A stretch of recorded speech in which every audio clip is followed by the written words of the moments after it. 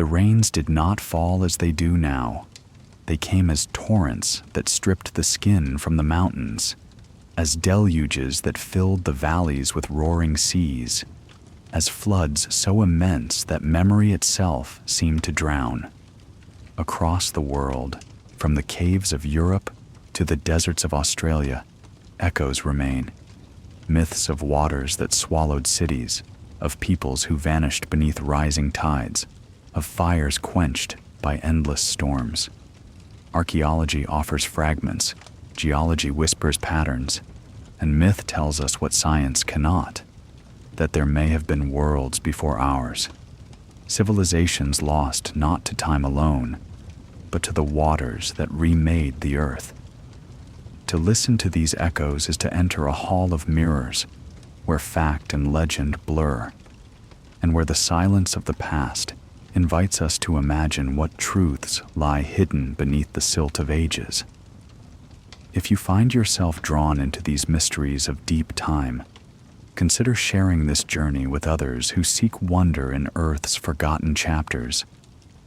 A quiet gesture, liking, subscribing, or leaving your reflection, helps us carry these stories further, ensuring that the voices of ancient Earth are not lost again to silence. The Earth of the late Pleistocene was a place both familiar and alien, a stage where humanity's earliest steps toward memory were taken against a backdrop of immense uncertainty. Ice sheets groaned at the poles, colossal glaciers spilling into valleys and sculpting the land with an indifferent hand. Rivers surged with the melt of mountains, carrying with them the breath of ages. The air was sharp with cold, yet alive with the scents of pine forests, damp soil, and the musk of beasts whose shadows fell larger than the men and women who hunted them. This was not a world that waited for humanity. It was a world that tested them, forcing every breath, every movement to align with survival. They rose with the dawn, those first bands of Homo sapiens who wandered the steppes and woodlands. The light spilled thin across the horizon, casting the frost into fire. Each day was an act of vigilance, an unbroken thread woven from hunger, fear, and ingenuity. They walked among giants, mammoths with their towering tusks gleaming like ivory moons, aurochs that thundered across plains in restless herds, and predators with eyes that glowed like embers in the half-light. To live in such a world was to know that the earth was not tame, that its every season might cradle or destroy. Yet within that fragility, fire burned. The hearth was a gathering place, the heart of existence. Flames licked the air with a voice older than words, offering warmth against the cold, a rhythm for stories, and a fragile shield against the beasts that prowled beyond the circle of light. Around it, humans became something more than foragers. They became tellers of time, their gestures and sounds carrying memory beyond the moment. In the flicker of flames, ancestors came alive. Spirits of the hunt whispered their blessings, and visions of the world beyond the ridge were shaped into myth. The storm had not yet come, but the seed of resilience was already planted. The land itself carried omens. Great rivers braided through valleys like serpents of silver, promising food and passage, but swelling unpredictably with rains that could turn gentle banks into torrents of death. Lakes formed and vanished with the slow collapse of glaciers.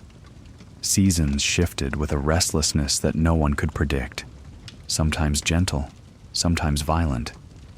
One generation might know a fertile meadow filled with grazing beasts, and the next would find only barren ground swept by cold winds. To walk across this shifting world was to feel that permanence was an illusion. The earth breathed, shifted, and remade itself, and humans learned to move with it or be erased. In caves etched with ochre and charcoal, images of this restless world took form. Bison frozen mid-charge, horses with eyes wide and wild, mammoths rendered in lines that seemed to tremble with power. These were not decorations, but living invocations. To draw was to preserve, to summon, perhaps even to control. The caves were not mere shelters. They were sanctuaries where walls became the skin of memory. One can almost hear the breath of torchlight against stone, see the flicker that made beasts seem to stir, and sense the reverence with which humans touched the surfaces as though the rock itself was alive. Theirs was a society of movement. They followed the herds, the rivers, the seasons, never tethered for long. Yet within that motion was a profound knowledge of place. They knew which valleys would flood, which caves held safety, where the herds would turn when the first frost came. It was knowledge carried in bone and blood, passed from elder to child, not through written words, but through rhythm of steps, the gesture of a hand pointing toward the horizon, the tale told under stars. And always there lingered a sense that forces larger than themselves, forces of sky and water, could sweep their world away without warning. The sky was a canvas of omens. Auroras flamed green and red above northern latitudes, comets streaked like fiery scars, and eclipses drew shadows that turned day to trembling twilight. Such spectacles could not be ignored. They entered into story, into fear, into reverence. Thunder became the voice of something greater. Lightning, a reminder that fire was both gift and weapon. Rain could coax the land into bloom, or wash it clean of all trace of habitation. And somewhere in those skies, storms gathered strength that one day would be remembered in myth as floods without end. The people were not alone in their wandering. Neanderthals still held ground in some corners of Europe, their bodies sturdy, their tools efficient, their minds carrying traditions of their own. Denisovans left only whispers in bone and gene, a trace of kinship across vast ranges of Asia. Encounters between these branches of humanity were rare but transformative. Moments of conflict, of mingling, of exchange that shaped the lineage of those who would inherit the earth. The boundaries between them blurred in the smoke of fires, in the cries of children born from unions that defied division. Humanity, even then, was a tapestry woven from threads of many peoples. Though survival was immediate, there was always space for wonder. The night sky, vast and unbroken by the lights of cities, revealed its secrets in full majesty. The arc of the Milky Way stretched like a river of stars, the constellations etched into memory as guides and stories. They saw patterns not merely as navigation, but as myth. Hunters chasing prey across the heavens, serpents coiling in darkness, spirits watching from afar.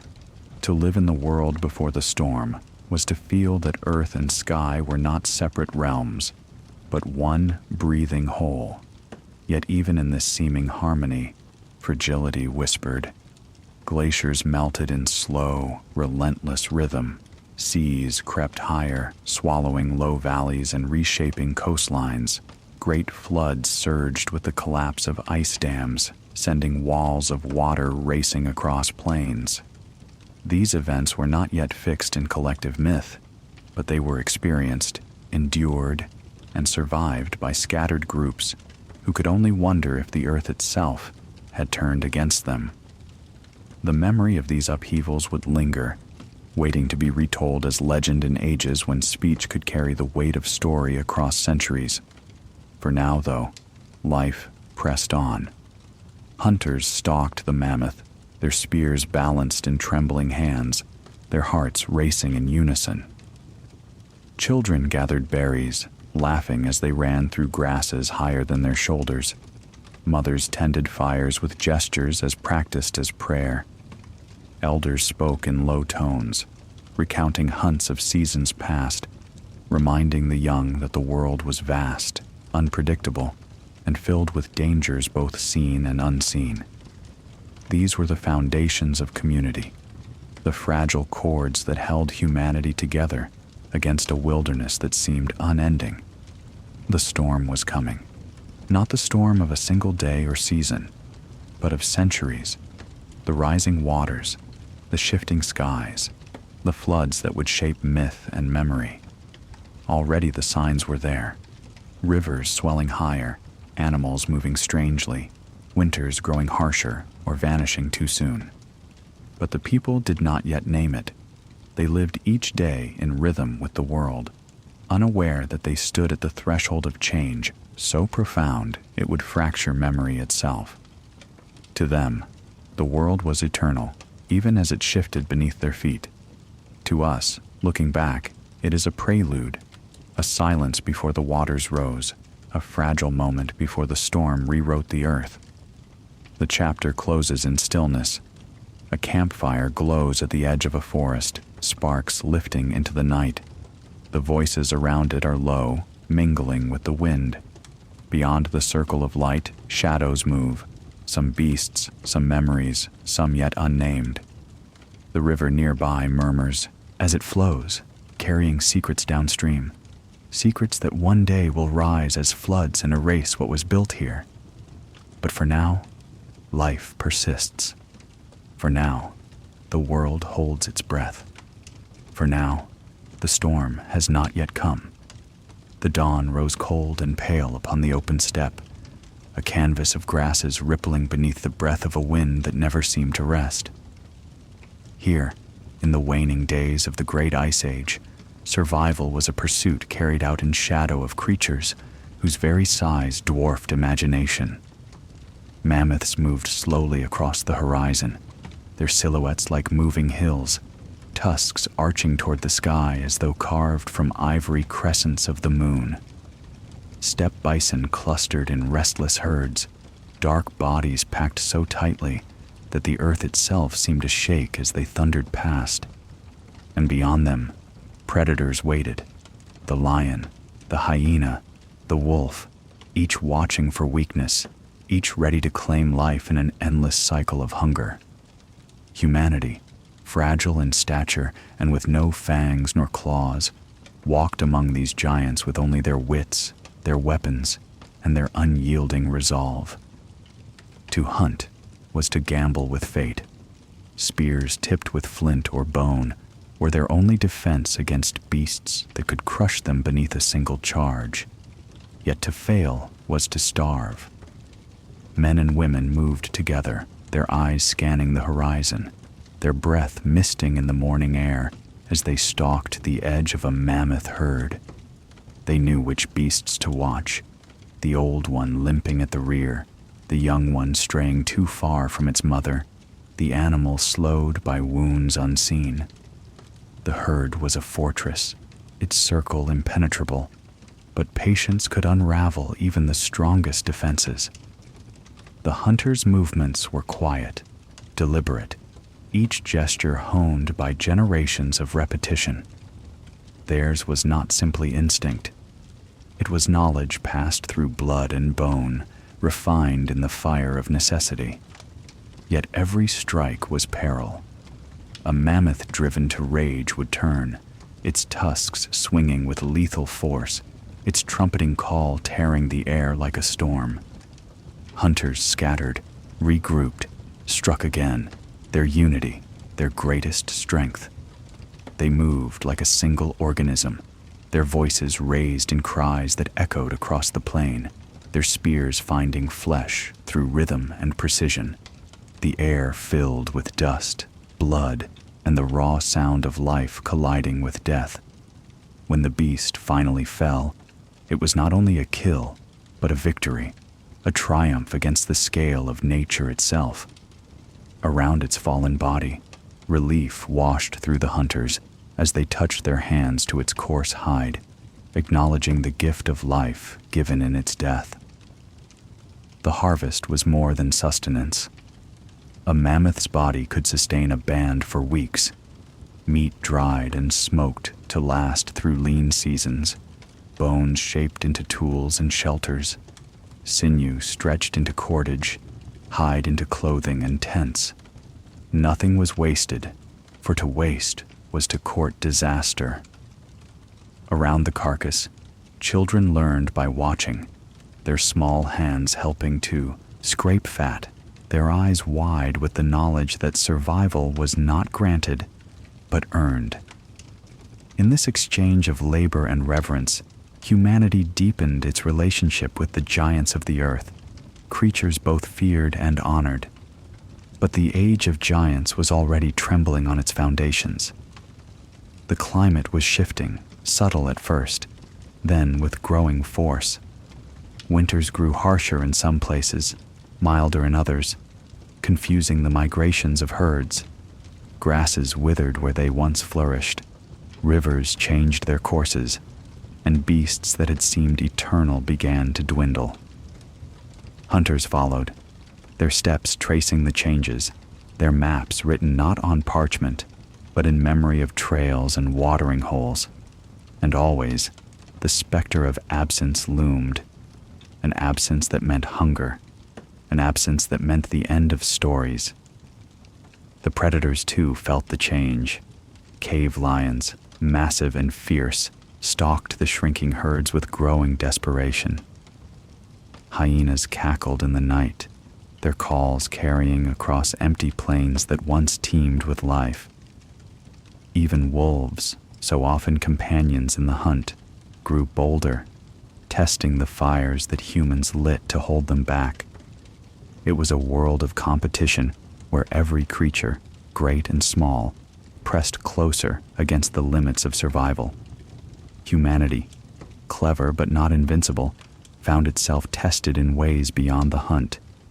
For in those twilight days of giants, hunger was only one shadow. Another was fear. The fear of storms rising suddenly across the plains, of rivers swelling without warning, of ice calving from distant glaciers and sending torrents crashing into valleys. These were not the great floods remembered later in myth, but they were omens, fragments of upheaval that hinted at the storms to come. To the hunters, such events were mysteries, woven into story as warnings and lessons.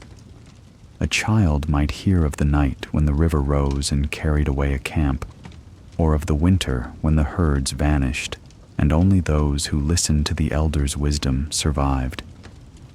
These were not mere tales. They were the oral map of existence, a compass pointing the way through chaos. The rhythm of life was marked by fire. At night, the hunters gathered in circles around the flames, their voices low, their bodies weary but alive. They spoke of the day's hunt, of the spirits of the animals, of ancestors who watched from the shadows. Sometimes they sang, their chants rising like smoke, carrying memory into the night sky. Children leaned close, their eyes wide, their ears straining to capture every word. In those moments, humanity was not only surviving, it was shaping identity, weaving meaning into the relentless struggle. Firelight revealed faces etched with determination, shadows dancing like spirits on the walls of caves, and a shared understanding that though the world was vast and indifferent, they were not alone. Still, the giants faded. Mammoths dwindled in number, their bones scattered across tundra and steppe like monuments to an age already receding. The great sloths of the Americas, once slow-moving towers of flesh, were no more. The saber-toothed cats, their fangs like daggers, stalked their last prey before vanishing into silence. Humanity remained, but the world it inherited was growing emptier, its horizons less haunted by the towering forms that had once defined it. To live through this twilight was to witness both triumph and grief. Triumph in survival, grief in the passing of creatures that had shaped the very rhythm of life. Some would say that humans were the cause, that the relentless pursuit of prey drove species to their end. Others would argue that climate and shifting ecosystems sealed their fate. Perhaps it was both, entwined in a pattern larger than any one people could see. What mattered to those who lived it was not the reason, but the consequence. A world that was changing, and a future that was uncertain. The hunters who once walked in the shadow of giants now stood at the edge of an unknown horizon, the earth itself preparing to transform. Yet even as the giants faded, the hunters endured. Their tools grew sharper, their strategies more cunning, their communities stronger. They adapted to smaller prey, to shifting seasons, to landscapes that no longer echoed with the trumpets of mammoths. And though the giants disappeared, their memory did not. It lingered in stories, in cave art, in the whispered reverence passed down through generations. To those who came after, the twilight of giants became legend, a reminder that even the mightiest fall, and that humanity survives not through strength of body, but through the endurance of spirit and the sharing of memory. As night falls again upon the steppe, a band of hunters rests in the glow of their fire. They have brought down their quarry, and the air is thick with the scent of smoke and roasting meat. Beyond the circle of light, the vast plain stretches into darkness, silent except for the distant call of a wolf. The children drift into sleep, their dreams filled with mammoths and bison, with hunts both remembered and imagined. The elders gaze into the flames, seeing in their flicker the shape of a world both fading and beginning anew. Tomorrow they will rise again, spears in hand, eyes searching the horizon. Tomorrow the hunt continues. Tomorrow they walk still in the twilight of giants. The silence of endless migration began to falter when humanity discovered that the earth itself could be persuaded to yield permanence. Where rivers curved through valleys and the soil grew dark with fertility, small bands of wanderers laid down their burdens and lingered. No longer did every dawn demand a new horizon. Instead, dawn became a familiar glow, rising over a landscape shaped not only by wind and flood, but by human hands. The Neolithic dawn was less dramatic than the hunt for mammoth or the clash with saber-toothed cats, but in its quiet transformation, it carried the seeds of civilizations yet to come. Clay and fire became its twin emblems, humble materials that together reshaped the human story. The first fields were precarious. Grains gathered in wild meadows were pressed into the soil with fingers or sticks, their fragile promise entrusted to the rhythm of rain and season. There was no certainty that they would sprout, and famine lingered close if they failed. Yet when they grew, the yield was miraculous.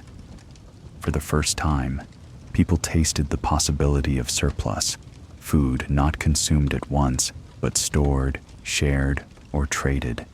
And with surplus came time for reflection, for building, for stories told not in haste, but in the lingering quiet of an evening unburdened by hunger. Clay was the vessel of this new rhythm. Scooped from riverbanks and shaped by hand, it dried in the sun into fragile bowls, then hardened in fire into something durable, something that could cradle grain through the long winter.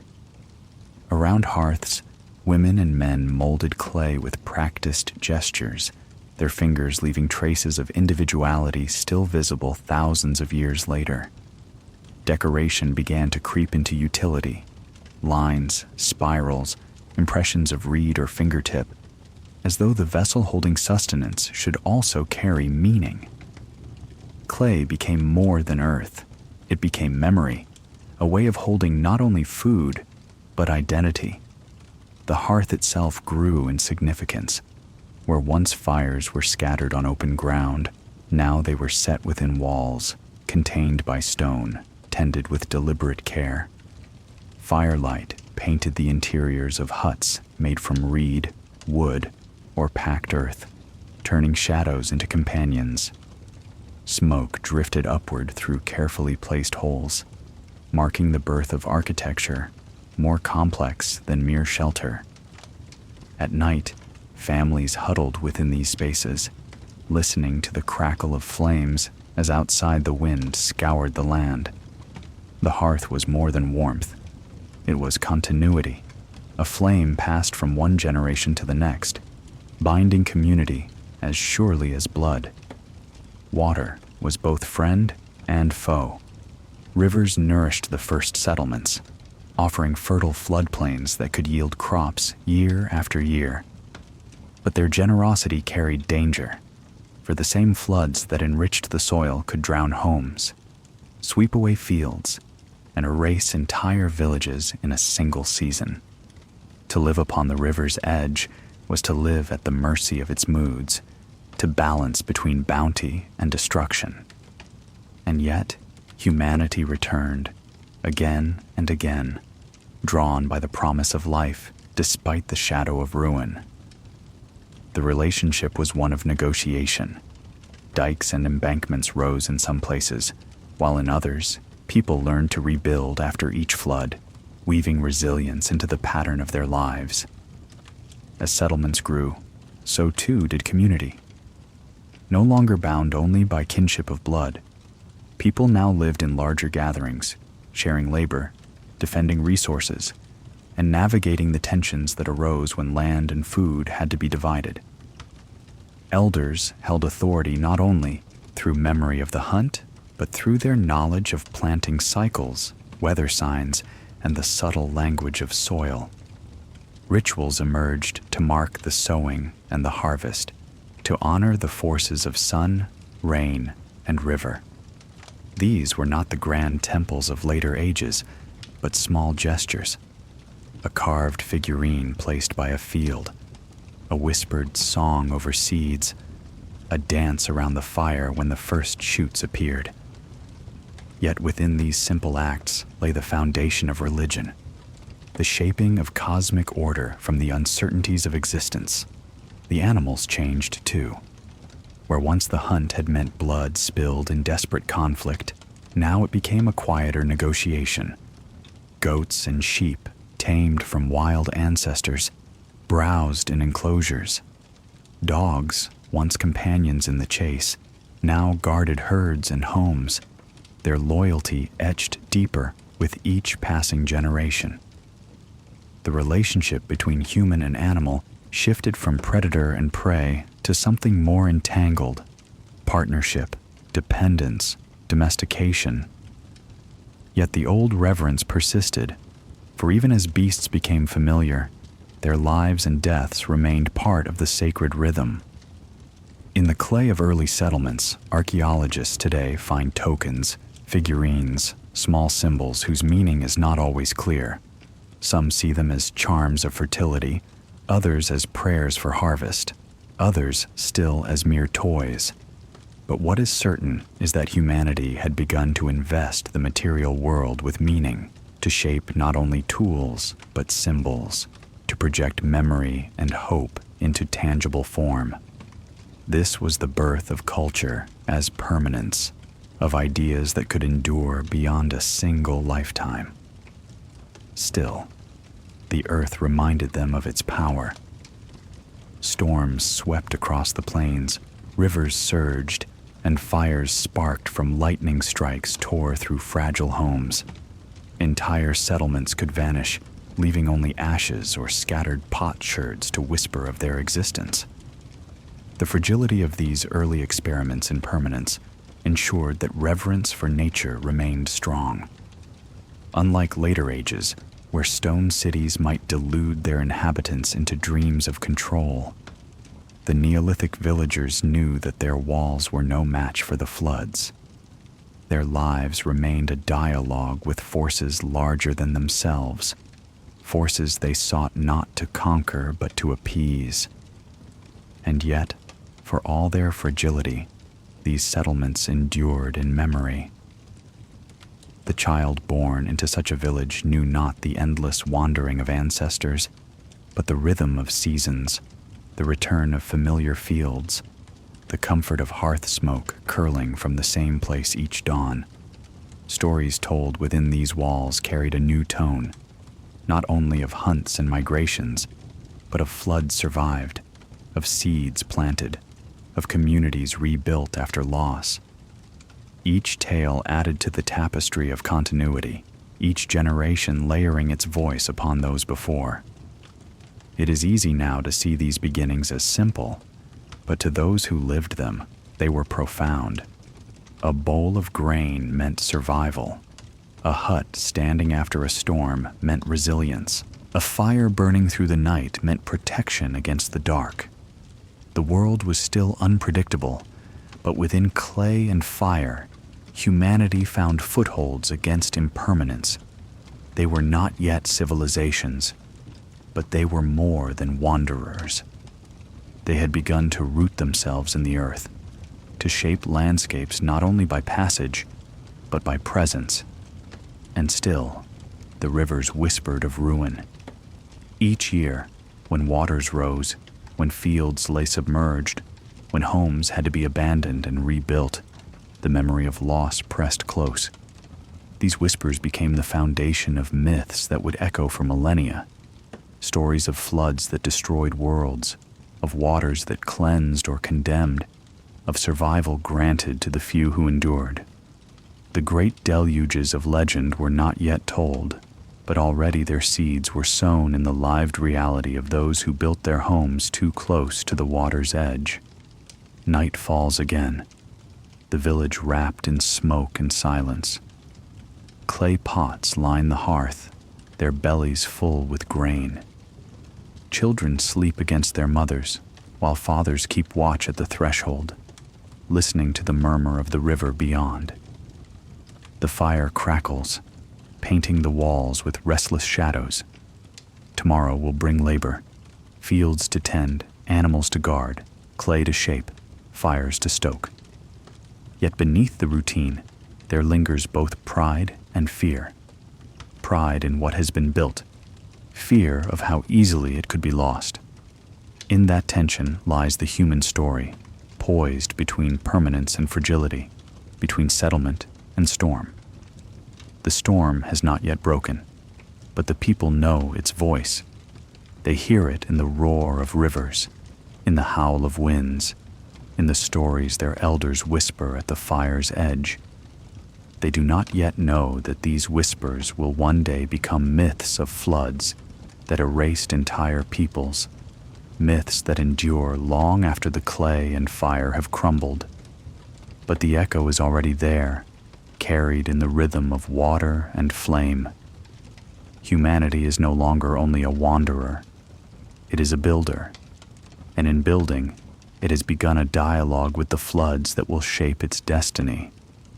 Long before the first tablets were inscribed with cuneiform lines, before priests raised stone altars to the heavens, there were stories whispered by firelight of waters that swallowed the world. They were not confined to one valley or one people. From the mountains of Anatolia to the jungles of Mesoamerica, from the islands scattered across the Pacific to the floodplains of the Indus, tales arose that spoke of deluge, of drowning, of survival by the narrowest margin. Each culture carried its own shape of the flood, its own heroes and warnings, yet beneath their differences there thrummed a haunting similarity. The memory of water was older than writing, older than cities, older perhaps than the very languages that shaped it. In the Fertile Crescent, where the Tigris and Euphrates wove ribbons of silver through the soil, the Epic of Gilgamesh preserved the memory in words that still reach us across 4,000 years.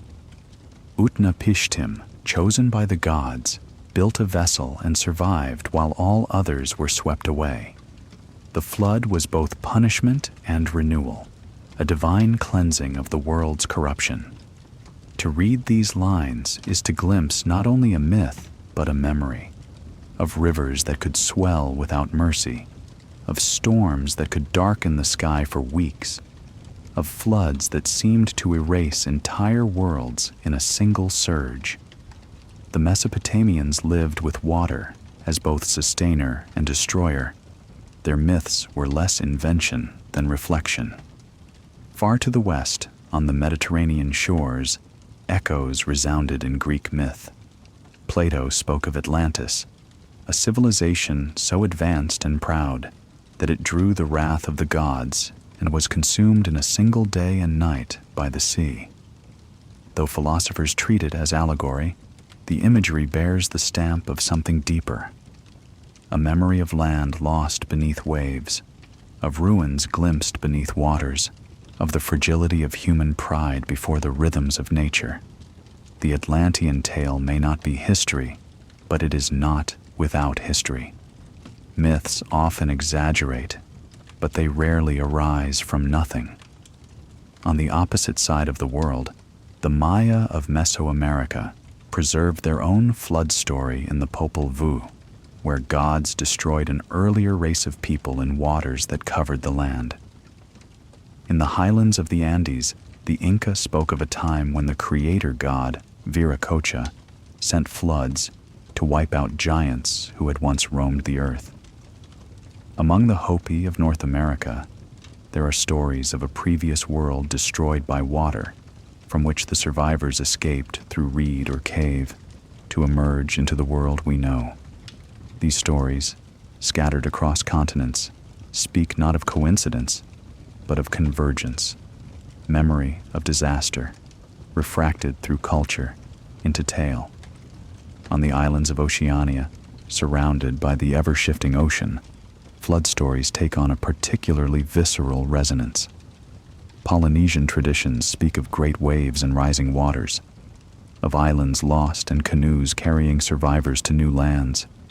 Here, the myth is indistinguishable from lived experience, for island peoples watched with their own eyes as the sea advanced and retreated, reshaping their homes. Oral tradition preserved these changes in the language of story, carrying warnings across generations about the power of the ocean that both nourished and threatened them. To stand back and listen to these voices, scattered across space and time, is to sense a unifying pulse. Humanity, remembering water's dominion. Archaeology suggests that after the last glacial maximum, when the ice sheets melted and seas rose more than 100 meters, countless low-lying lands were lost forever.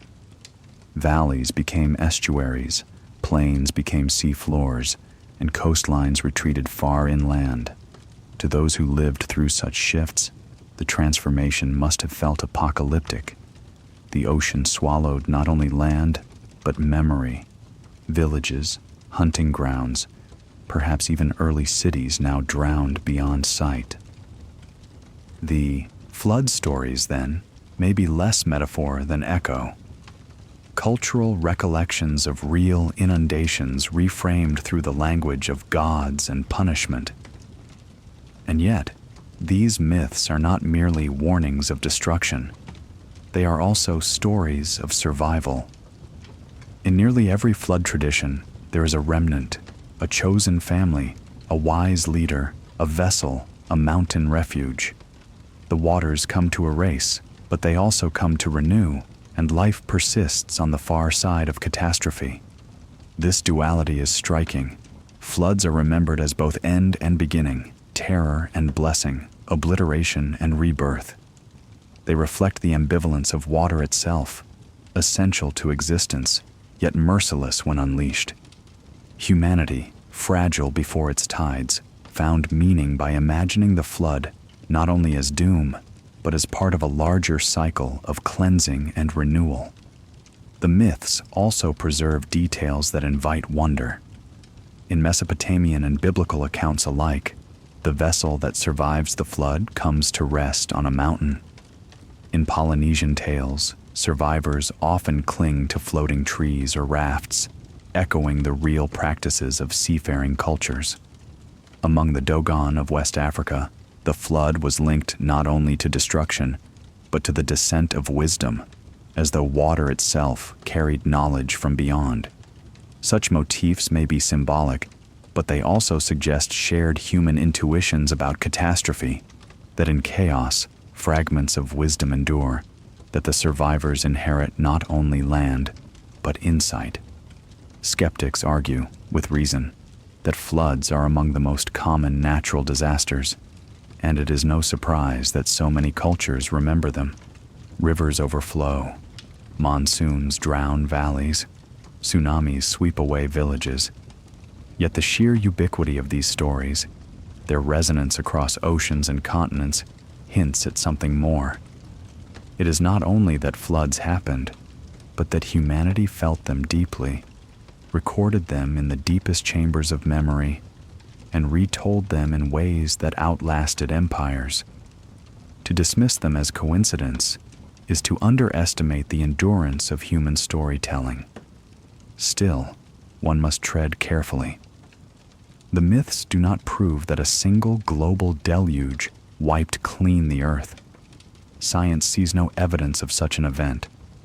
What they do prove is that humanity, scattered and diverse, experienced floods so devastating that they became the cornerstones of cultural memory. They reveal how people interpreted catastrophe through the lens of meaning, shaping disaster into story, story into tradition, tradition into myth. The floods in memory and myth are neither literal history nor mere invention. They are the meeting place of experience and imagination, where geology brushes against cosmology, and where survival becomes sacred narrative. To listen to these stories today is to hear the voice of deep time. They are cautionary tales, but they are also echoes of resilience. The waters rise, the world is swept away, yet humanity endures. In their rhythm, one hears not only fear, but awe, not only loss, but renewal, and perhaps, hidden within their allegories, lies a message meant for us, that the earth will always change, that waters will rise again, and that survival belongs not to the strongest, but to those who remember. Night falls in one of those ancient villages, long vanished now beneath soil or sea. Around a fire, an elder's voice trembles as he recounts the flood that carried away his ancestors' camp. The children listen wide-eyed, their imaginations painting walls of water higher than trees, boats rising above mountains, voices crying out and vanishing into silence. They do not know that their children's children will tell the same story, and that millennia later, strangers in distant lands will tell versions of it still. In this way, memory becomes myth, and myth becomes the vessel through which catastrophe achieves immortality. The storm has begun to reveal its deeper shape. It is no longer only the rising of rivers or the surging of seas. It has entered the human psyche, carved into the foundation of culture itself. Floods, once endured, became warnings carried forward. And in their echoes lies the suggestion that what has been drowned may still lie waiting, silent beneath the waves, its memory preserved not in stone, but in story. Beneath the restless tides, beyond the reach of sunlight where kelp sways in silence and fish drift like shadows, lie ruins that whisper of forgotten chapters. The sea, which swells and retreats each day as though it were breathing, has always been more than water. It is a vault. It conceals, protects, and erases, hiding beneath its shimmering surface the possibility that once entire worlds of human effort were surrendered to its depths.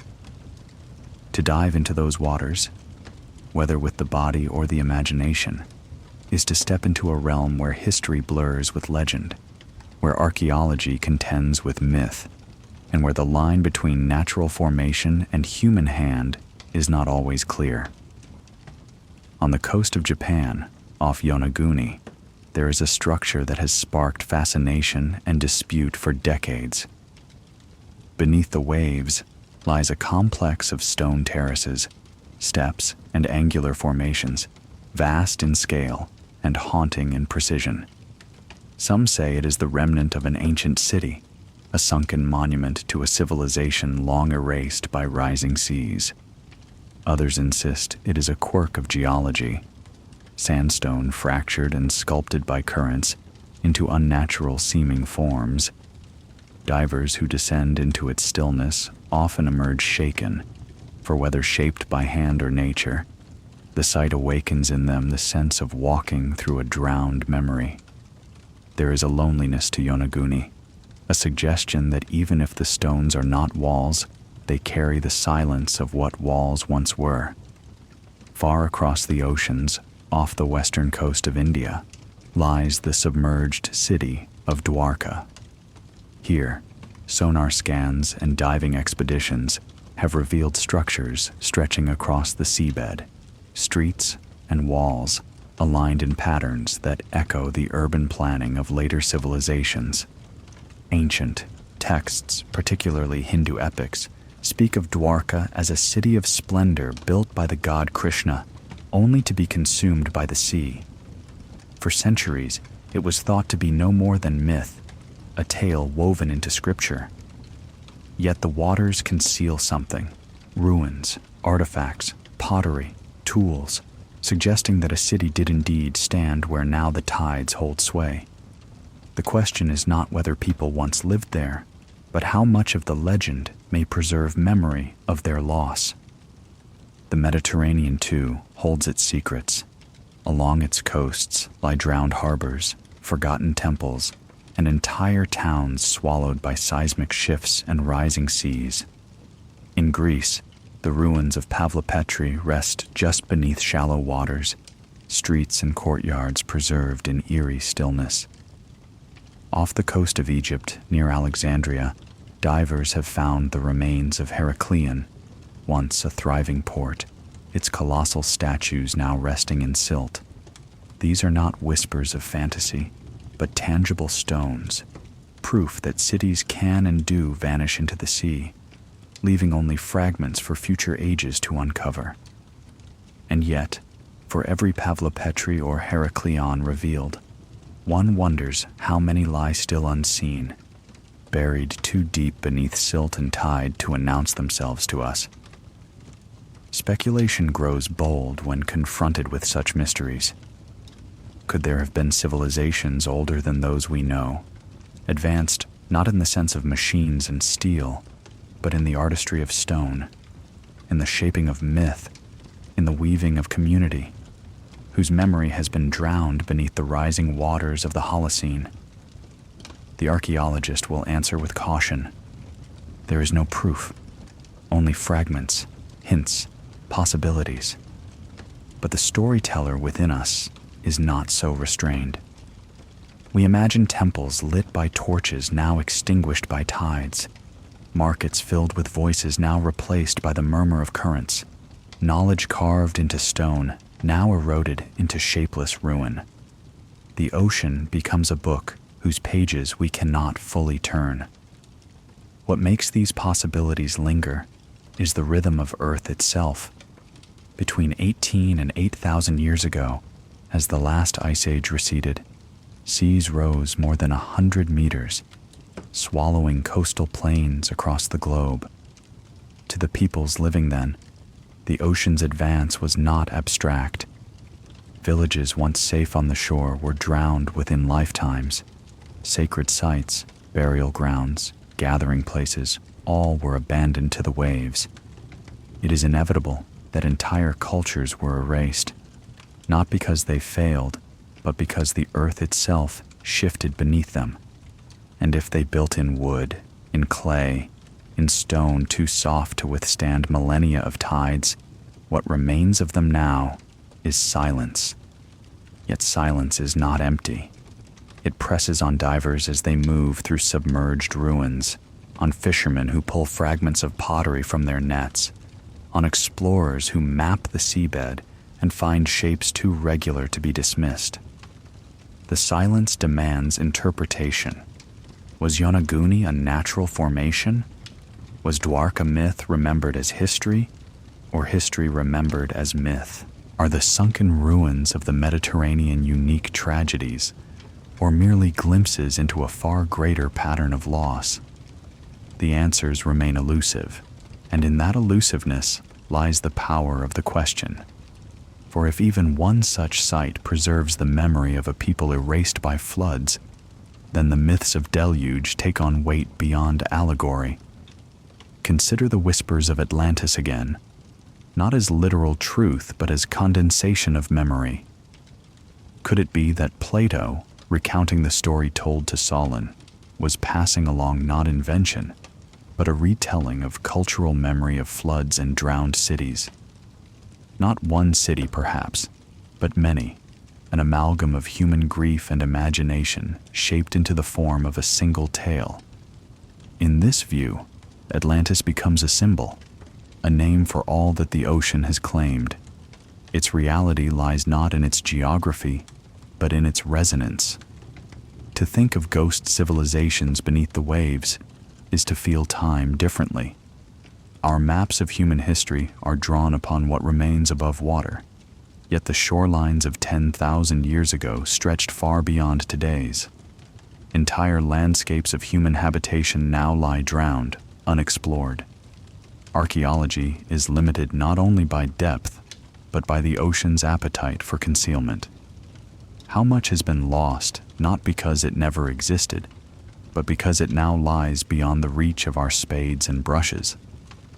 To ponder this is to sense the fragility of our own age, built as it is upon coastlines that the sea may one day claim again. Still, the allure persists. Every submerged ruin, every artifact pulled from the tide, every whisper of myth invites us deeper into the question: what lies beneath? Divers descending into the quiet depths speak of an uncanny feeling, as though the sea itself is reluctant to surrender its secrets. The currents swirl, fish scatter, the silt rises in clouds, and for a moment, the diver floats above what may once have been a street, a courtyard, a home. It is not only archaeology that draws them down, but the haunting desire to stand, however briefly, in the presence of forgotten lives. And perhaps that is the true legacy of these ghost civilizations, not whether they were mighty or advanced by our standards, but that they remind us of the impermanence of all things. The ocean does not distinguish between palace and hut, temple and field. It claims without prejudice, and in doing so, it humbles the human dream of permanence. To remember Dwarka, Yonaguni, Pavlopetri, Herakleion, is to remember that nothing we build endures forever, that the sea will always reclaim its margin. Yet it is also to remember that memory itself endures, that story and curiosity can lift drowned worlds into the light of imagination. Night falls on the coast, where waves lap endlessly against the shore. Fishermen mend their nets, villagers watch the tide with weary familiarity, and the ocean glimmers with a silence too vast to name. Beneath those waters lie stones scattered in patterns that defy chance, remnants of walls, fragments of lives. They do not speak, yet they call to us, urging us to listen. And in that call we hear both loss and possibility, the suggestion that the flood has not only erased, but preserved, holding in its depths the ghost of civilizations waiting to be remembered. The storm of water is no longer myth alone. It has left its mark upon the seabed, upon memory, upon the imagination of every culture that has ever stood on the edge of the tide. And as humanity peers downward into the blue, the question rises like a tide of its own. How many more cities lie beneath? How many more stories remain unspoken? How much of our past waits in silence beneath the waves? The earth does not change gently. Beneath its patient facade, it moves in sudden lurches, as though the very pulse of time were prone to fits of violence. Among the most haunting of these convulsions was the younger Dryas, a cold breath of the Ice Age returning just as warmth seemed secure. Around 12,800 years ago, the world shifted with abrupt ferocity. Temperatures plummeted, glaciers halted their retreat, ecosystems fractured, and entire species vanished. For those who lived it, the change was not the slow march of seasons, but a calamity that altered the rhythm of life in the span of a few generations. It was as though the earth had drawn back into winter to remind humanity of its fragility. Before this sudden chill, the planet had been warming. Ice sheets, vast and ancient, melted into torrents that swelled rivers and carved new valleys. Forests advanced across tundra, and animals once confined to colder climes moved northward. Humanity thrived in this moment of promise, experimenting with new ways of living, gathering in larger communities, and shaping landscapes with fire and seed. But then, with no warning the people could understand, the warmth ended. Snow returned to valleys, glaciers advanced, and bitter winds tore across the plains. The promise of a stable world dissolved into uncertainty. The cause remains one of science's most tantalizing riddles.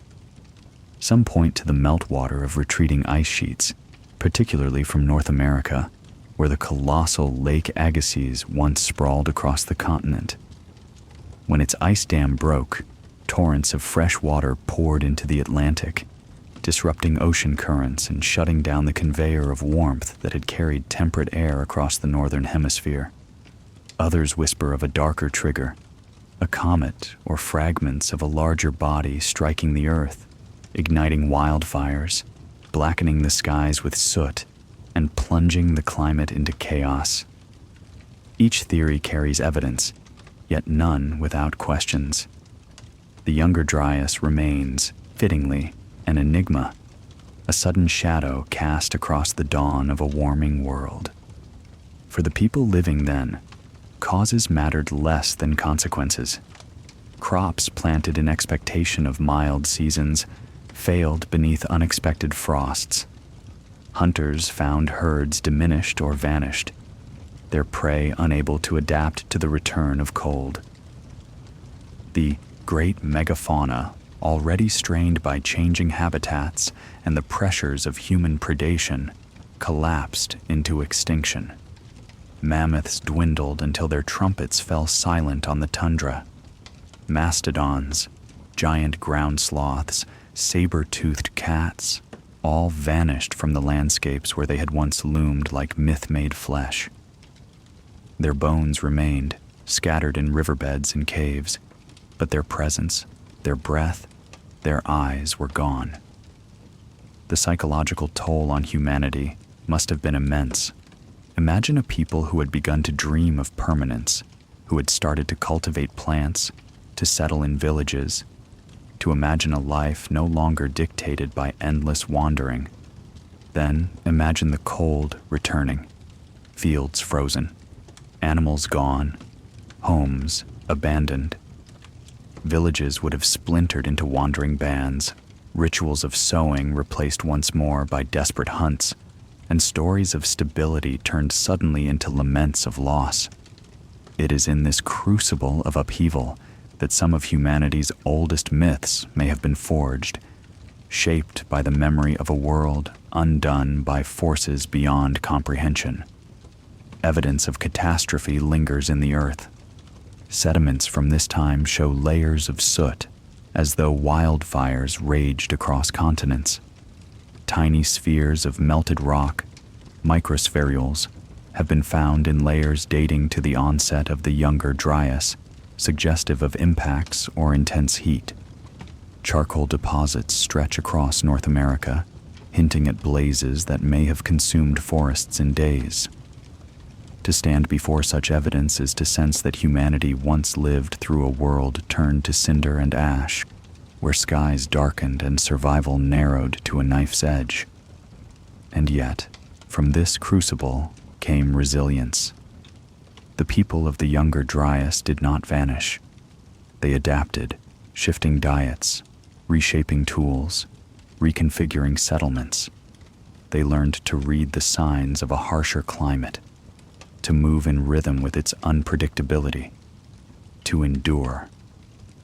In the Levant, the Natufians experimented with cultivating wild cereals.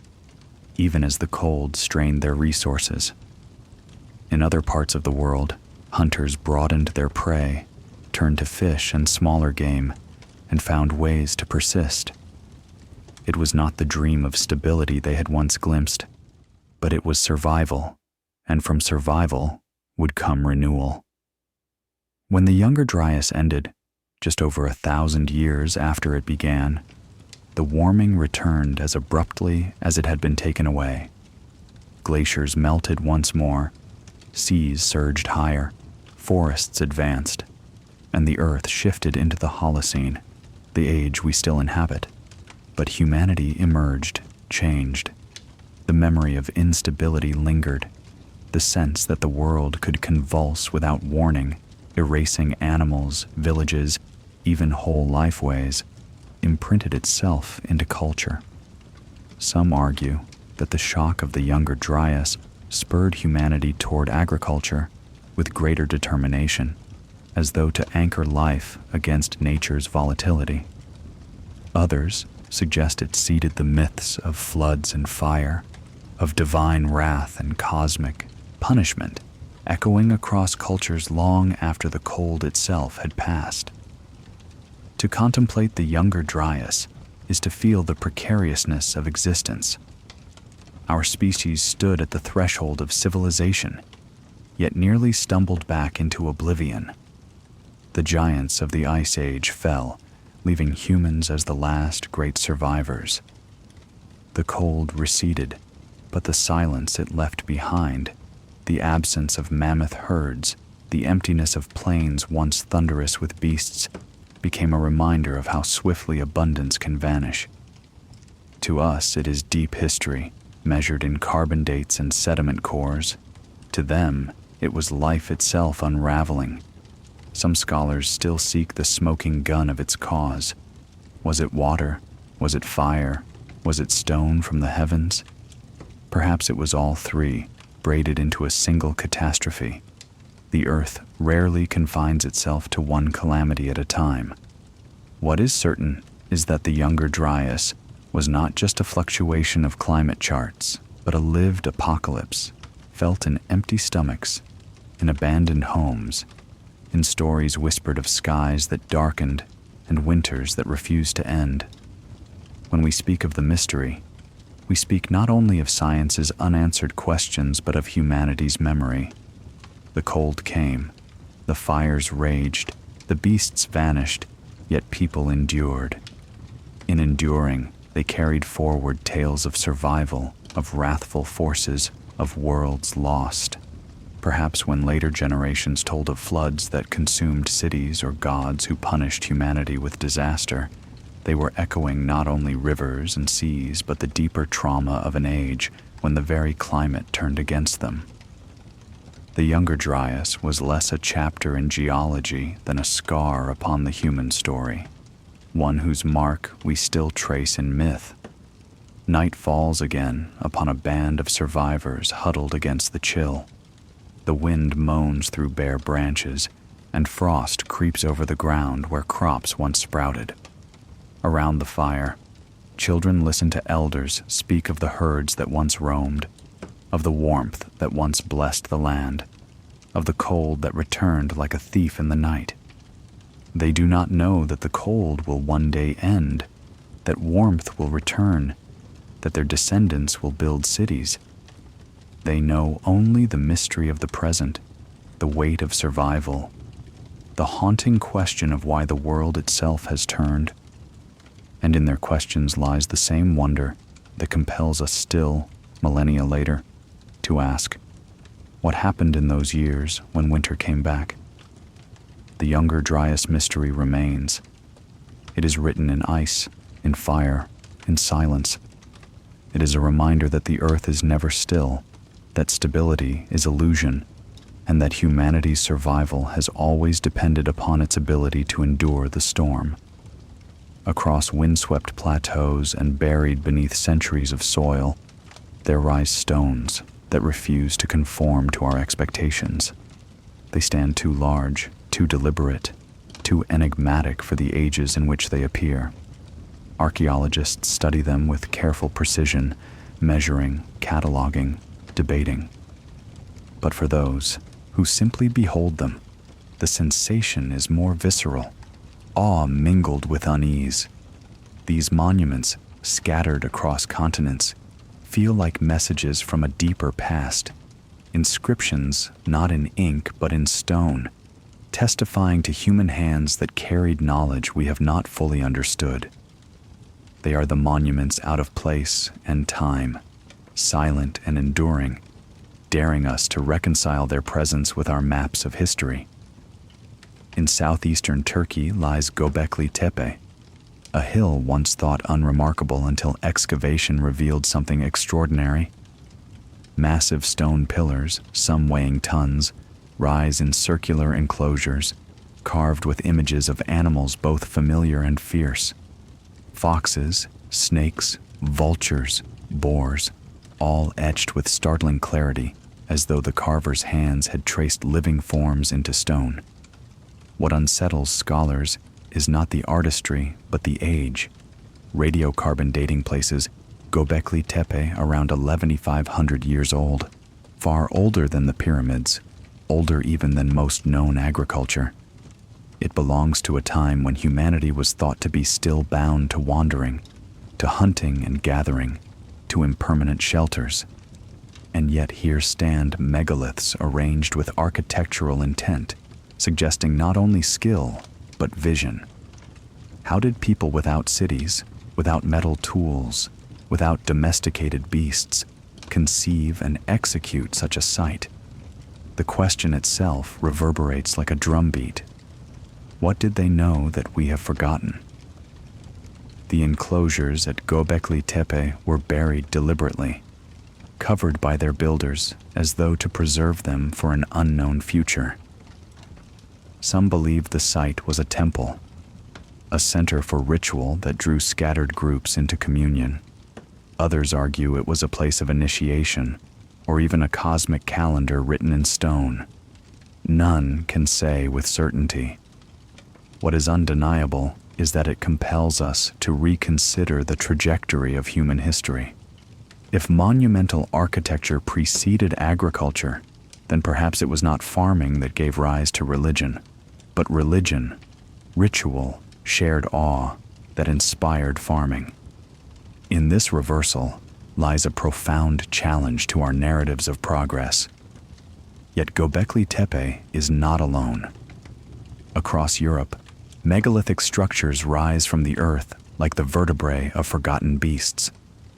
Stonehenge, with its circle of sarsens and lintels, aligns with the solstices, the sun threading its rays precisely through gaps designed to capture its eternal rhythm. The stones themselves were dragged from quarries miles away, their transport demanding ingenuity and labor beyond what we credit to Neolithic farmers. Smaller henges and dolmens scatter the British Isles, Brittany, Iberia, each echoing a cultural impulse that spread like a tide across the continent. To stand among them is to feel the weight of intention, the sense that these were not mere markers of burial or gathering, but bridges between earth and sky. In Africa, the Nabta Playa stones in Egypt predate even Stonehenge, aligned to celestial bodies, testifying that early pastoralists of the Sahara carried astronomical knowledge woven into ritual. In Malta, massive temples carved into limestone rise in spirals and chambers that suggest cosmological design. In the Americas, monolithic structures and earthworks bear their own enigmas, from the colossal heads of the Olmec to the Serpent Mound of Ohio. Across continents, the impulse recurs. Stone-shaped, aligned, oriented to rhythms greater than human life. Skeptics insist that these monuments are simply the natural flowering of ingenuity, that humans everywhere eventually arrive at architecture, ritual, and astronomy when conditions permit. And they are right, to a degree. Yet what haunts these monuments is their timing. They appear in eras when humanity is not supposed to have mastered such complexity. Their scale demands organization, cooperation, leadership, qualities associated with later civilizations. And their precision, particularly in aligning with celestial cycles, suggests a depth of observation and abstraction that unsettles the notion of primitive ancestors. The stones do not prove forgotten civilizations, but they do demand humility in the face of what human minds were capable of long before history admits it. Legends cling to these sites like mist. In Britain, tales say Stonehenge was built by giants or by the magician Merlin, not by mortal hands.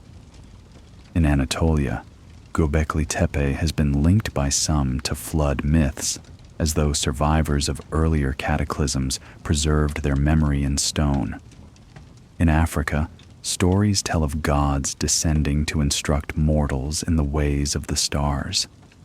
These legends are not evidence, but they are testimonies of awe, reminders that even those who lived closer to these monuments felt them as thresholds between the human and the divine.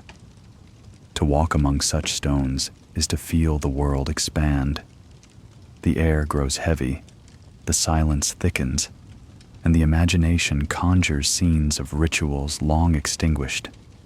Torches flickering against carved reliefs, chants rising into the night, communities gathering beneath a sky mapped in stone. We do not know the words they spoke, but the monuments preserve the gestures, the alignments, the insistence that meaning transcends survival. These were not mere shelters or tools. They were acts of devotion, declarations of humanity's yearning for continuity with the cosmos. The question lingers: were these monuments anomalies or fragments of a broader, forgotten chapter? Could they be remnants of knowledge preserved through upheavals, like the Younger Dryas, when cultures collapsed, yet survivors carried forward fragments of memory? The stones are silent, yet their very existence invites speculation. If humanity has endured cycles of rise and fall, might these monuments be survivors of earlier wisdom, left as beacons across time? Archaeology cannot confirm it, but neither can it silence the possibility. What is certain is that the monuments have endured beyond their makers, outlasting empires, outlasting languages, outlasting the very landscapes that once framed them. Stonehenge stands on plains once teeming with game. Göbekli Tepe, on a hill now barren of the forests its carvers knew. The stones remain, their meanings obscured, their endurance a rebuke to our fleeting constructions. We build with steel and glass, with circuits and code, but these dissolve in centuries. The stones, mute and weathered, endure millennia. Night drapes itself across Göbekli Tepe. The stars wheel overhead, the same constellations once watched by the builders. The pillars cast long shadows in moonlight, their carved animals seeming almost to stir. No voices rise now, no chants, no flames, but the silence is eloquent. It tells us that humanity has always sought to reach beyond necessity, to carve permanence into impermanence, to touch the infinite with hands of clay and stone. Whether out of place in time or perfectly at home in cycles we do not yet understand, these monuments remind us that the past is never simple. It is layered, enigmatic, vast, and in that enigma lies their power. They are not only relics of what was, but invitations to wonder what might have been. Each stone is both a question and an answer, both evidence and mystery. They mark the place where history yields to imagination, where archaeology brushes against myth. The monuments may not tell us of forgotten civilizations, but they tell us that humanity's story is older, deeper, and stranger than we have dared to believe. The storm that reshaped the earth has left its mark not only in floods and extinctions, but in stones that stand defiantly against time. They wait for us still, whispering of worlds we do not fully grasp. And as we move forward into our own uncertain age, they remind us that even in upheaval, humanity endures and leaves behind monuments whose meaning waits for future eyes.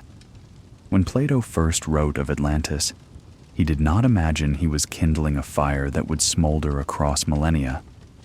He set down the tale as part of a philosophical dialogue, a lesson about hubris, morality, and the fragility of power. Yet what he described, a great island civilization beyond the Pillars of Hercules, rich in knowledge and splendor, destroyed in a single day and night by the fury of the sea, captured the imagination of generations in ways no allegory was meant to. The story of Atlantis became more than a fable. It became an echo, reverberating across cultures, seeding speculation that beneath the waves might lie not only ruins, but memory itself. Plato claimed that the story was not his invention, but passed to him through Solon, the Athenian statesman who had traveled to Egypt. There, priests of Sais told of a great land that had once existed 9,000 years before their time, a land that defied the gods in arrogance and was swallowed by the sea. Whether this was history or allegory, myth or memory, remains uncertain. Yet the precision with which Plato described its geography, its canals and temples, its organization and armies, lends it a strange vitality. It does not read like pure imagination. It reads like something half-remembered, a tale blurred by time, yet refusing to vanish. For centuries, scholars have debated whether Atlantis was ever real. Some dismiss it as pure philosophy, a cautionary story draped in the grandeur of invention. Others suggest it was a distorted memory of known places, Crete, Santorini, or Minoan civilization, shattered by volcanic eruption and tsunami. The eruption of Thera around 1600 BCE, which devastated the Aegean world, offers a striking parallel to Plato's account, a thriving maritime culture undone in fire and water. Could the memory of that catastrophe, preserved through generations, have been retold as the fall of Atlantis? Yet the echoes of Atlantis do not rest only in Greece. They surface across the world in stories of drowned lands, of shining civilizations lost beneath the waves. Off the coast of India, the city of Dwarka, long thought myth, has yielded ruins submerged in the sea. In Celtic tradition, there is Cantrair Gwaelod, the sunken land off Wales, said to have been drowned by neglect of its sea defenses. Irish myth tells of High Brazil, a phantom island glimpsed by sailors, vanishing and reappearing through mists. In Brittany, the legend of Yas speaks of a city claimed by the ocean for its decadence. These are not Plato's Atlantis, but they echo the same chord: human splendor erased by water, memory preserved only in story. Why does Atlantis endure in imagination more than any other? Perhaps because it sits at the threshold of plausibility. A single global flood that swept away all humanity strains belief. But a single city, a single culture undone by catastrophe, is something we know can happen. Pompeii vanished beneath ash. Heracleion vanished beneath the sea. Civilizations rise and fall, often with startling suddenness. Atlantis embodies this reality, magnified into myth, that greatness is fragile, that the sea takes back what it will. For some, Atlantis is not allegory but lost history. Fringe theories place it everywhere. The Azores, the Caribbean, Antarctica beneath its ice. Maps are redrawn, sonar scans of seafloors examined, unusual formations reimagined as sunken walls or temples. While mainstream archaeology remains cautious, the persistence of such theories speaks to a deeper longing. We wish to believe there was something before us, something grander, something lost. Atlantis becomes less about fact than about the human need for continuity, for stories that link us to a past larger than the evidence allows. Still, there is a shadow of truth hidden in the myth. At the end of the last ice age, seas rose dramatically. Coastal plains where people once lived now lie drowned beneath hundreds of feet of water. Any settlements along those ancient shores would have been swallowed, leaving little trace. Plato's tale may not preserve the memory of one civilization, but of many, cultures lost to the advancing tides, their ruins buried in silt. Atlantis, then, could be the name given to a collective grief, the condensation of countless forgotten tragedies into a single enduring myth. The echoes of Atlantis are not only historical, but psychological. The story warns of pride and downfall, of human arrogance punished by forces beyond control. It speaks to the unease that progress breeds, the suspicion that in reaching too far, we may summon our undoing. In every age, Atlantis resonates because it reflects our own anxieties, the fragility of empires, the instability of nature, the possibility that all we build can vanish in a night. For us, facing rising seas and shifting climates, Atlantis feels less like ancient myth and more like prophecy whispered across time. Yet Atlantis also offers allure. It invites imagination of golden ages, of wisdom forgotten, of technologies and philosophies lost to the waves. Some dream of Atlantean knowledge hidden in ruins deep beneath the ocean, waiting to be rediscovered. Others see it as symbol of humanity's cyclical nature, rising, falling, rising again. Whether literal or not, Atlantis holds power because it frames loss as mystery, because it insists that the past is not as simple, not as linear as we pretend. Picture it, a city of shining walls and canals, its streets alive with voices, its temples gleaming in the sun. Ships line its harbors, sails filled with wind, merchants calling, children laughing, and then the tremor, the wave, the sudden collapse as sea and sky conspire. In a day and night, all is gone, the city drowned, its lights extinguished. Above the water, silence reigns. Beneath, walls crumble, statues topple, voices fall silent. But in story, Atlantis endures, carried forward not in stone, but in words. To dwell on Atlantis is to peer into a mirror of possibility. Perhaps it never was, except in Plato's imagination. Perhaps it was real, its ruins waiting in the deep. Or perhaps it is something in between, a myth woven from fragments of truth, magnified by time into legend.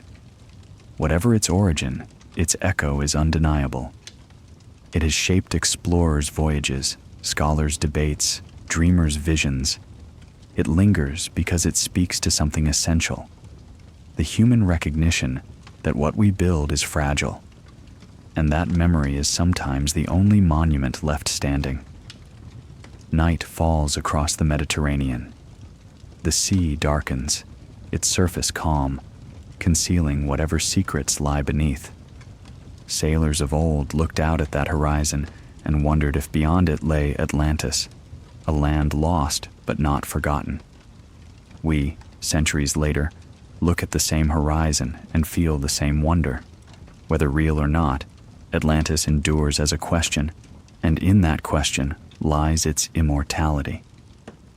The echoes of Atlantis remind us that the past is vast, that much has been lost, and that memory, even in the form of myth, carries truth. It is less important whether Atlantis existed as Plato described than that humanity continues to tell its story, to feel its warning, to imagine its ruins. For myths, like ruins, endure not because they are whole, but because they refuse to vanish. And Atlantis, drowned or dreamed, continues to rise in our imagination like an island forever breaking the surface of time. The earth has never been still. Beneath the thin crust upon which we live, molten rock seethes and flows.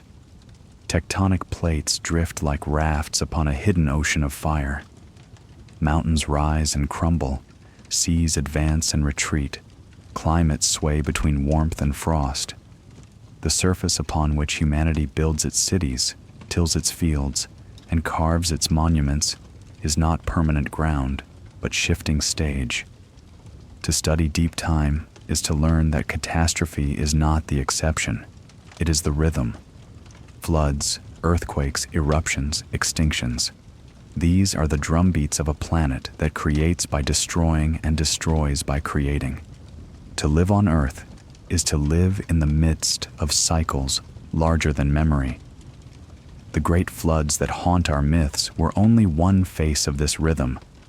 Volcanoes, too, have reshaped the world in fire and ash.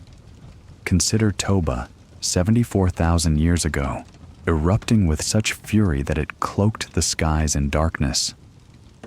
Ash fell across continents, forests withered, and humanity itself was pushed to the edge of survival. Genetic studies suggest that our species nearly vanished, reduced to scattered bands clinging to existence. Yet from that near obliteration, humanity endured, carrying forward memory of a sky turned black, of a sun that failed to rise, of a world remade in silence. Earthquakes tear at the illusion of stability. Cities have crumbled in seconds, swallowed by shifting ground, their streets fissured as though the planet itself had turned against them.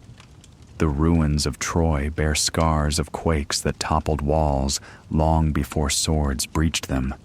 Across the Andes, temples and fortresses lie broken, stones scattered not by conquest, but by trembling earth. To those who lived through such moments, it must have felt like the world's bones breaking, the solid ground betraying its promise.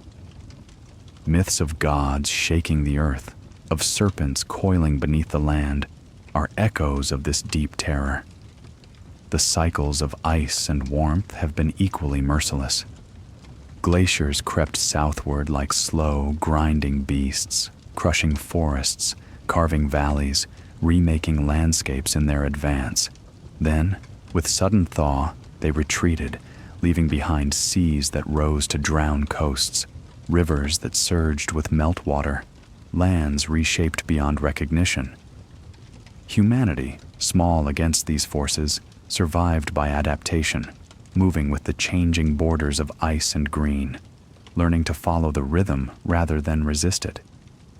Yet always there lingered a memory that no climate is permanent, that warmth may falter, that cold may return.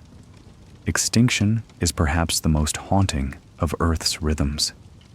Again and again, life has flourished only to be culled in waves of loss. The end of the dinosaurs 66 million years ago is only the most famous. Countless other extinctions punctuate the record of stone. For humans, the memory is more immediate. The vanishing of mammoths and mastodons, the silence of the saber-tooth, the loss of beasts that once defined the world. These disappearances are not ancient abstractions. They were lived realities, felt in empty hunting grounds, in hunger gnawing at the bones, in stories of creatures that once were, but are no more. And yet, out of ruin comes renewal. Forests regrow upon cooled lava. Coral rises where seas have shifted. New species bloom in niches left vacant by extinction. Humanity, too, has again and again turned disaster into transformation. The floods that drowned villages forced the invention of stronger settlements, higher walls, new ways of farming. The fires that devoured forests gave birth to myths that united communities in reverence for flame. The ice that advanced and retreated shaped migrations that spread our kind across continents. We are not merely survivors of catastrophe. We are children of it, shaped and sharpened by the Earth's restless pulse. Civilizations, like ecosystems, are bound to these rhythms. They rise in confidence, build in stone, stretch across horizons, and then falter. Droughts have undone empires, earthquakes have leveled capitals, floods have erased ports, volcanic ash has buried cities. We speak of collapse as if it were anomaly, but in truth it is pattern. What endures is not the monument, but the lesson, that impermanence is the law, and renewal always follows ruin. The Maya rebuilt after drought, the Egyptians after flood, the Andeans after quake. Even when cities were abandoned, humanity moved onward, carrying fragments of culture, story, and memory into new beginnings. Some look upon these rhythms and see cruelty, a planet indifferent to human striving, reducing our greatest works to rubble without pause. Yet there is another way to see it. The Earth's cycles remind us that we are participants, not masters, that our lives are braided into a larger pattern of loss and renewal. The fragility of what we build is not cause for despair, but for reverence. Each city, each harvest, each story told around fire is precious precisely because the ground beneath it is not permanent. Science names these cycles with precision: plate tectonics, Milankovitch oscillations, extinction events, feedback loops of climate. Myth names them differently: floods sent by gods, fire from the heavens, serpents stirring in the deep, phoenixes rising from ash. Both languages seek to grasp the same truth, that the earth moves in tides of creation and destruction, and humanity must find its place within them. The scientist's core samples and the elder's tale are not in conflict. They are parallel ways of remembering what the earth has already written in stone and sky. We stand now in an age of our own making, yet even here the rhythms persist. Seas are rising once more, ice is retreating, storms grow fiercer. Whether driven by natural cycles or by our own hands, the pattern is familiar. We are again at the edge of change, again reminded that permanence is illusion. Some warn of collapse, others of renewal, but both are true, for they are inseparable. The earth does not end, it transforms. The question is not whether ruin comes, but how we respond, what we carry forward into the next cycle, what stories we leave for those who will stand amid the ruins of our own age. Night deepens across a landscape scarred by ancient catastrophe. Volcanoes rise silent now, but their slopes still bear the memory of fire. Valleys stretch wide where glaciers once carved their paths. Forests sway where ash once fell in silence. Humanity walks among these remnants, often unaware of the deep scars beneath their feet. But if we listen, if we stand still and hear the whisper of wind through stone, we may sense it, the heartbeat of the earth, steady, patient, unrelenting. It is a rhythm older than us, and it will outlast us. And yet, within this rhythm, there is grace. Renewal always follows ruin. Out of floodplains came the first farms. Out of earthquakes rose stronger walls. Out of extinctions emerged new forms of life, each more intricate than the last. Humanity, fragile and enduring, is proof of this grace. We have survived not despite catastrophe, but because of it, because we learned to bend, to adapt, to remember. In ruin, we found meaning. In renewal, we found purpose. The earth's rhythms are not only past, but prophecy. They remind us that we, too, are temporary, but that within our fleeting span we can shape, create, and imagine. We cannot stop the tides of ruin, but we can live in such a way that renewal is possible. Our monuments may fall, our cities may crumble, but our stories, our memory, our resilience can flow onward into the next age. That is our place in the rhythm, not as masters, not as victims, but as participants in a cycle as vast as time itself. So the earth turns and the storm gathers again. Waters rise, winds howl, fires spark. Yet even as the world remakes itself, humanity endures, eyes lifted to the horizon, hearts steady with the knowledge that ruin is not the end, but the passage to renewal. We are children of the flood, heirs of fire, wanderers of shifting ice. The rhythm that has undone countless worlds has also brought us here, to this moment, breathing, remembering, imagining. And as long as we remember, we remain part of the song. The story of Earth is not a straight line. It is a river, twisting and breaking, pooling into stillness, then surging with sudden force. Along its banks, humanity has walked only for a brief moment, yet long enough to see how easily water overflows, how swiftly fire consumes, how abruptly stone crumbles. We are the inheritors of floods, of storms, of extinctions and upheavals. Every myth of drowning, every tale of fire from the heavens, every whisper of vanished worlds is a reminder that our existence rests upon fragile ground. To ask about our place in this flood of time is not to seek certainty, but to stand in awe before a current that began before us and will continue long after. We build as though permanence were possible.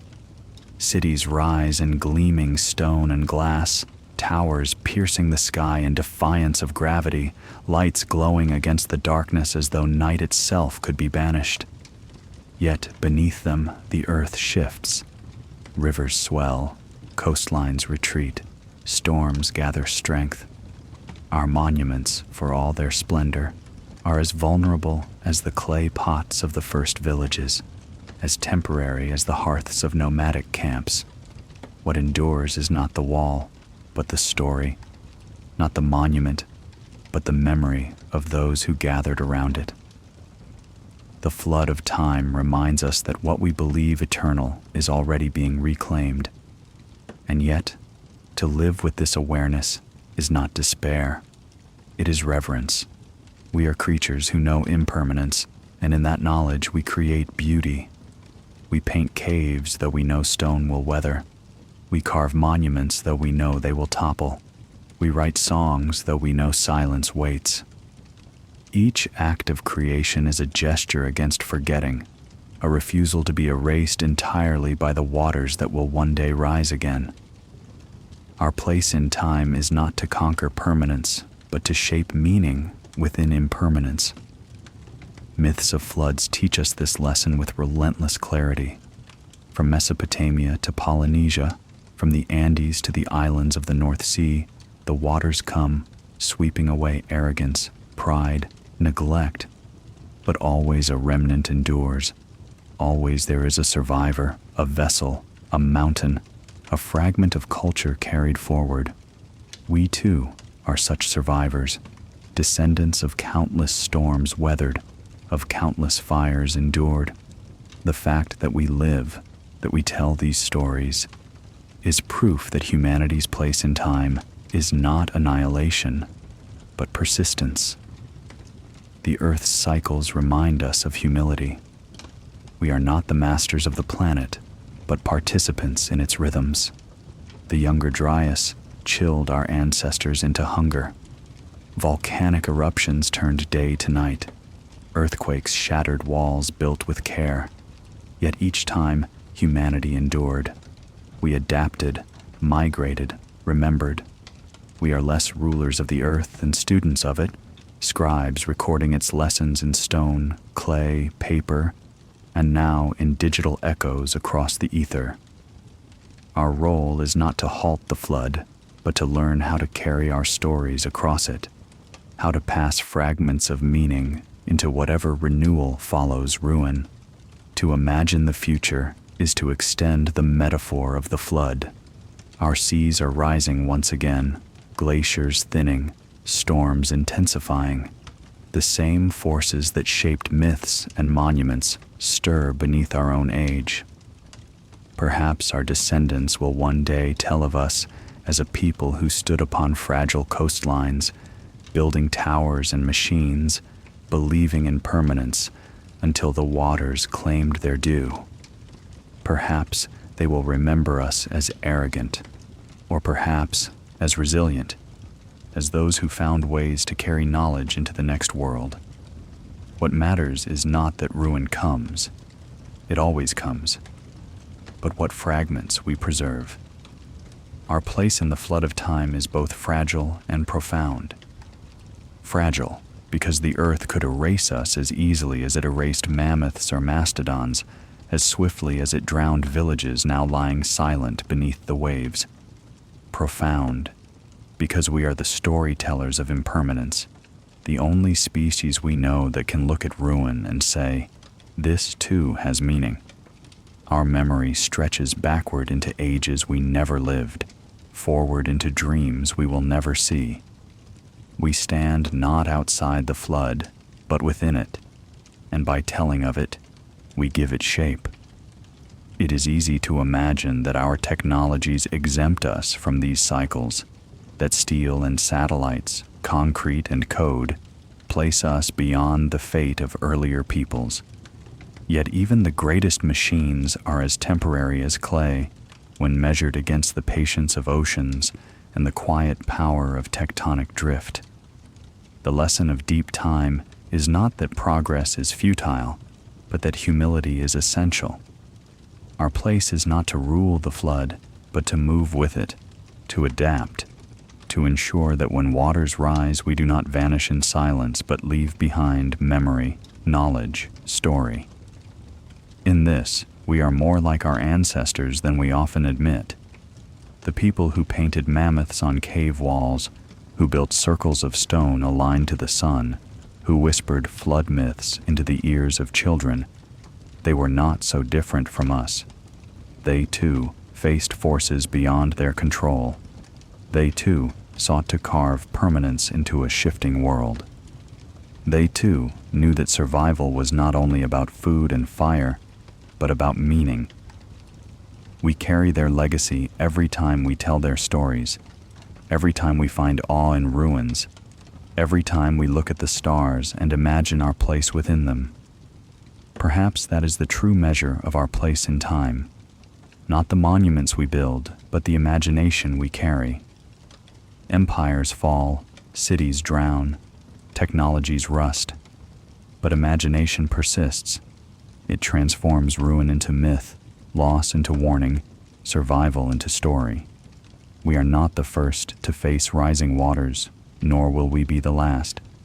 But we are part of a chain stretching backward into forgotten ages and forward into unknown futures, a chain bound together by imagination. Night falls again, as it has for countless generations. Somewhere, a family gathers by firelight, the glow casting shadows upon walls. The elder's voice rises, telling of floods that once came, of ancestors who endured, of lessons carried across the waters. The children listen, eyes wide, hearts stirred not only by fear, but by wonder. Beyond their fire, the dark sea murmurs, endless and patient as it has always been. And above them, the stars wheel across the sky, the same stars that watched over the builders of Göbekli Tepe, the same stars that shone upon Plato as he wrote of Atlantis, the same stars that will shine long after we are gone. Our place in the flood of time is not to escape its current, but to live fully within it, to honor the fragility of what we build, to remember the resilience of those who came before, and to leave behind echoes for those who will come after. The flood is not only destruction, it is also renewal. To stand within it is to recognize both our smallness and our significance. Small, because the earth will continue without us. Significant, because we alone can give voice to the silence, can shape memory from impermanence, can turn the flood into story. And so the river of time flows on. The waters rise, the waters fall, worlds are lost, worlds are born. In its current we drift, fragile yet enduring, voices carried forward on the tide. Our place is here, within the flood, bearing witness, shaping memory, leaving behind stories that may outlast even the stones.